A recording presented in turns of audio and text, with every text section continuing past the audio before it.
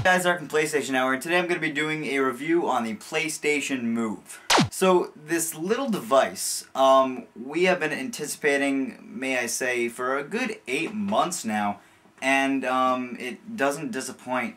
Right off the bat, you see that the design is very sleek and easy to hold in your hand. It is extremely comfortable, and the buttons are extremely fluid. I never found myself once slipping off this T button in the back when I'm playing ping pong or archery. So, like I said, it is very fluid, and the buttons are very clickable, and they do not get stuck, as some people have been saying these buttons have gotten stuck, but I've never actually seen or experienced that. So I don't know what those guys' problem was, but the move button, also fluid. The PS button is in a groove, so you're not accidentally pressing that if your finger slips. The ball on top is very squishy, so if you have small children, they won't get hurt if it breaks. If you throw it, it won't break your TV or whatever it lands on, and it certainly won't damage this device. Now, the hardware inside this is pretty much the same hardware that you'll find in the controller. The only difference about this is the controller is 6-axis, and this has a gyroscope in it, I think. So this is definitely more accurate than the 6-axis, which is tilting, and this is obviously 3D space and is much more accurate. So what tracks it is the PlayStation Eye. Now, how the PlayStation Eye tracks it is this little ball on top glows.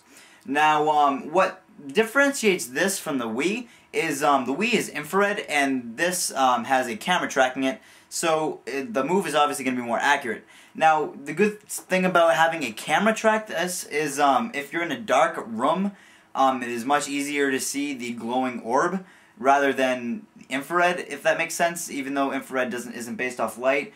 But even in light, very bright areas, it can still track this orb, and it also tracks the Move controller itself if it's too bright to see the orb. Now, I've heard online that people have been using this in brighter rooms or outside for some reasons, and the sunlight was interfering with the calibration, and it was not detecting this orb. Well, I have shined a flashlight up to it, and it still detected the Move. So I'm not sure if that was a software issue, but I have had no problems with this whatsoever. Now, it is very fun to use this. The games that are made for this are really fun to play, and unlike the Wii, they're not 100% family-oriented. Some games like Mag and Heavy Rain have gotten a patch for the Move, so if you're a fan of first-person shooters or interactive movies, then you might want to get this too, because it's really fun and really cool to see how they fit in with the other games that you might have owned. So all in all, I give this PlayStation Move controller a 10 out of 10. It's lived up to the hype, it does everything it's supposed to, and I've had no problems with it. Also, the battery life on this thing is phenomenal. When this red light at the very bottom, you might not see it, but it shows you if the controller's on or not.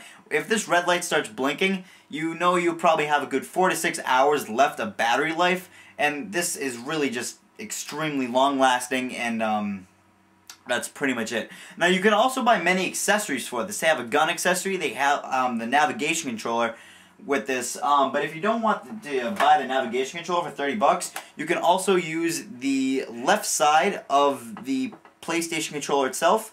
It has all the similar it has all the buttons and features, so you don't need to spend 30 bucks on a navigation controller if you don't want to. So this has been my review on the PlayStation Move. I highly recommend this product. Please go out and get it right now if you have not already. And that's pretty much it. I'm Eric from PlayStation Now, and I'll catch you later.